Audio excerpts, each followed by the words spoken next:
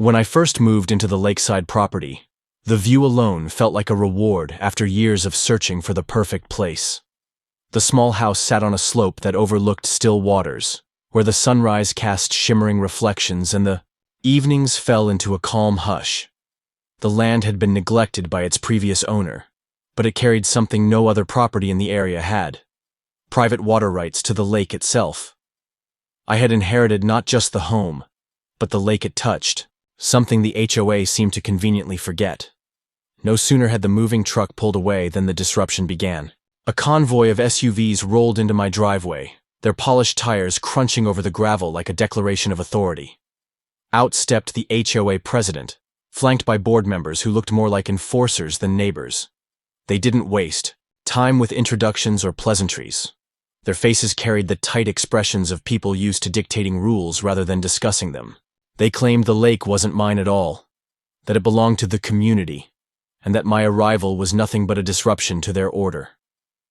I stood on my porch, watching them gesture toward the water, as if they had ownership written in their eyes. They pointed at the docks stretching out from other homes, structures built over the years under the assumption the HOA controlled everything touching the shoreline. What they didn't know, and what I had confirmed with county records before buying, was that the lake itself was deeded to this property. Their docks, their boats, even their fishing privileges, all technically stood on land I now owned. But I stayed silent, letting them talk themselves into a frenzy. I wanted to hear how far they'd go, what kind of power they thought they had. By the time they left that day, I knew this wasn't the end. It was only the beginning of a fight they didn't realize they couldn't win. And as I watched them drive away, I could feel the storm already forming.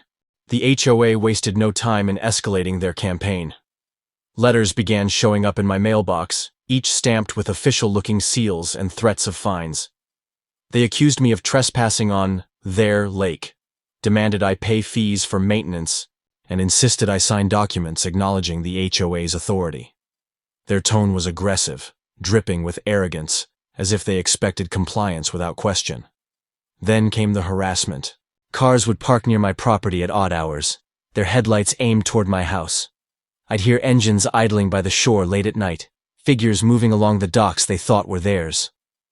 On more than one occasion, HOA members attempted to set up lawn chairs on my shoreline, glaring as if daring me to stop them. They treated me as an intruder in the place I legally owned. But I remained calm. I had no intention of bowing to their fabricated authority. What they didn't know was that I had already spoken with the county, with lawyers, and with the state water board. Every single record, every map, every historical note pointed to one fact: the lake belonged to me.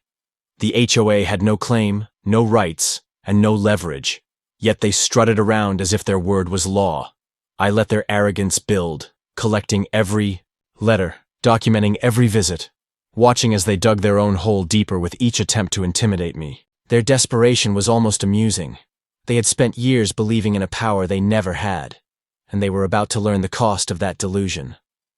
The breaking point came when the HOA president sent a final letter, declaring that if I didn't comply, they would take control of the lake by force. That was the moment I knew the time for silence was over. The next morning, I walked down to the waterline and surveyed the docks extending from the neighboring homes. Each one was technically illegal, structures built over private water without any permits from the true owner. They were the HOA's pride, the centerpiece of their supposed community authority. And with a single decision, I realized I could take it all away. I drafted notices addressed to every homeowner with a dock. The message was simple. Their docks sat on private property, and if they wanted to keep them, they'd need to sign lease agreements with me directly. Otherwise, the structures would be dismantled and removed within 60 days. The documents were airtight, backed by property law and my deed. I wasn't bluffing. When the first notices hit their mailboxes, the neighborhood erupted. Some rushed to my door in panic, desperate to negotiate. Others went straight to the HOA, demanding answers about how they could have been misled for so long. The board tried to downplay it, calling my notices fraudulent and unenforceable. But the county records told a different story, and the residents began to see through the lies. The HOA's grip started to crack.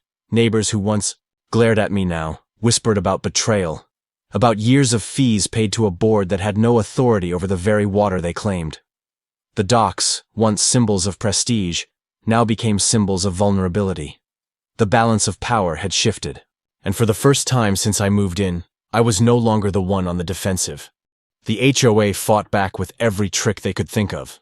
They called emergency meetings, sent more threats, and even tried to involve local law enforcement. But each attempt collapsed under the weight of hard evidence. Officers who came to investigate left shaking their heads once they saw the documents. The law was on my side, and the HOA had nothing but empty words. Meanwhile, the residents began abandoning the board in droves. Families who relied on their docks signed leases with me, severing ties with the HOA entirely. With every signature, the board's influence dwindled. What once felt like a monolithic organization now resembled a crumbling house of cards. Their meetings grew smaller, their rhetoric weaker, their threats laughable. Desperation pushed the HOA president into reckless actions. One afternoon, he stormed onto my property with a clipboard, shouting demands and threatening lawsuits. I didn't engage. Instead, I handed him a copy of the deed, signed by the county, sealed and notarized. The look on his face when he realized the truth was priceless. For the first time, he understood he was powerless. From that day forward, the board dissolved into chaos. Infighting erupted as members blamed each other for the disaster. Lawsuits were threatened, accusations thrown, reputations shattered. The once feared HOA was now little more than a laughingstock. And through it all, I remained steady, watching as their empire crumbled on the very water they thought they owned. In the months that followed, peace slowly returned to the lake. With the HOA stripped of its false authority, the neighborhood settled into a new rhythm. Residents dealt with me directly regarding their docks, and most were relieved to finally have clarity. No more pointless fees, no more fabricated rules, no more power games disguised as community management. The former HOA president eventually moved away, unable to bear the humiliation of defeat. The board disbanded entirely, leaving behind nothing but bitter memories and abandoned letterheads. What they thought was their kingdom had been exposed, as nothing more than arrogance propped up by ignorance. As for me, I rebuilt the house, restored the shoreline, and enjoyed the lake in peace. The water rights that once caused so much chaos now became a source of calm. Each morning, as I watched the sun rise over the still surface, I thought about the storm that once threatened to consume me, and how quickly it had turned against those who started it.